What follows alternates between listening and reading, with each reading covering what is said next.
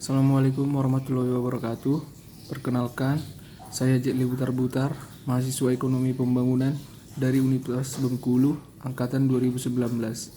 Di video kali ini, saya berkesempatan untuk menjelaskan salah satu contoh kasus AMDAL dan solusinya di Provinsi Bengkulu.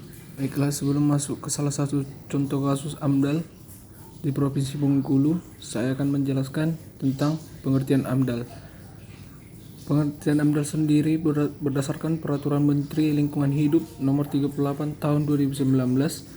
AMDAL adalah kajian mengenai dampak penting suatu usaha atau kegiatan yang direncanakan pada lingkungan hidup yang diperlukan bagi proses pengambilan keputusan tentang penyelenggaraan usaha dan kegiatan.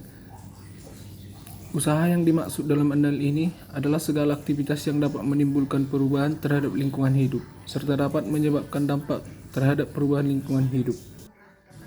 Kegiatan wajib AMDAL tentunya memiliki kriteria. Kriteria yang dimaksud adalah sebagai berikut. Yang pertama, pengubahan bentuk lahan dan bentang alam. Kedua, eksploitasi sumber daya alam baik yang terbarukan maupun yang tidak terbarukan.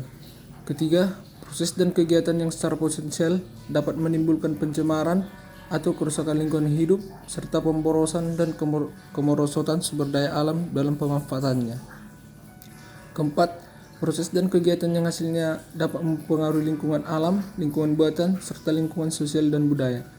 Kelima, proses dan kegiatan yang hasilnya akan mempengaruhi pelestarian kawasan konservasi sumber daya alam atau perlindungan cagar budaya.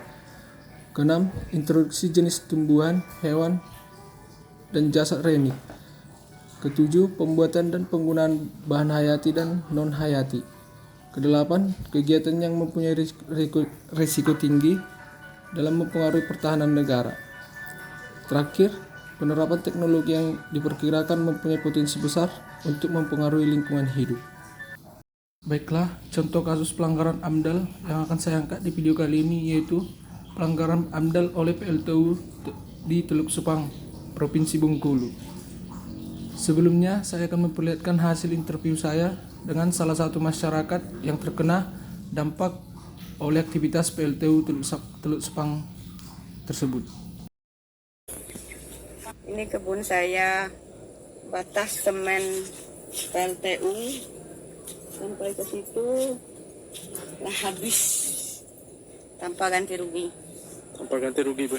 Tanpa ganti rugi. Di dalam ini kebun ibu semua? Ya, ini yang di sini nih sampai dengan alat pancing tuh kebun ibu sampai terakhir sawit tuh. Ujung itu, Bu ya? Ujung. Ini pondok ibu ya? Ini pondok. Sudah kondisi hancur, Bu? Kezaliman yang ibu rasakan, sakitnya. Malam-malam di doser. Malam-malam di doser. Tidak tahu ibu kok ditimbun. Ini tanaman dulu apa nih, Bu? Sawit, tanaman sayur lumai, segala macam, pisang. Di sinilah, Bu ya? Di Itu lahan sisa ini. pisang masih ada. Siko dikit. Kok dikerok kok. Ini dekerok ya? Oh, yang seberang itu pisang, Bu ya? Tidak, di situ pisang, sayur-sayuran, sawit. Sawit di situ segala sampai ke situ. Itu batas sawit orang itu. Yes.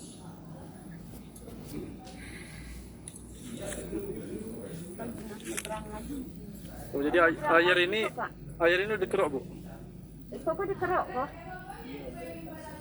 Kerok, mereka yang ngerok kok.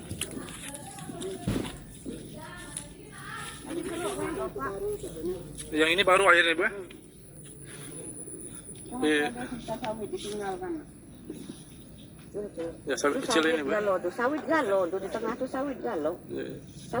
Selain itu juga, tim advokasi dan perwakilan warga Teluk Sepang mendesak pemerintah untuk pertama mencabut izin lingkungan nomor 503/14-B/12-KP2T/2016. Yang kedua, meminta ganti rugi tanam tumbuh belasan petani yang dirusak untuk tapak PLTU batubara tersebut. Berikut yaitu langkah-langkah yang dapat dilakukan untuk melaksanakan AMDAL. Pertama yaitu menghindari dampak. Yang kedua, meminimalkan dampak dengan membatasi tingkat atau besarnya tindakan. Yang ketiga, memperbaiki dampak dengan merehabilitasi atau memulihkan lingkungan yang terkena dampak. Yang keempat, mengurangi atau menghilangkan dampak dari waktu ke waktu. Dan yang kelima yaitu mengkompensasi dampak dengan mengganti atau menyediakan sumber daya atau lingkungan pengganti. Sekian hasil video saya mengenai kasus pelanggaran AMDAL di Provinsi Bengkulu. Lebih dan kurangnya saya mohon maaf. Assalamualaikum warahmatullahi wabarakatuh.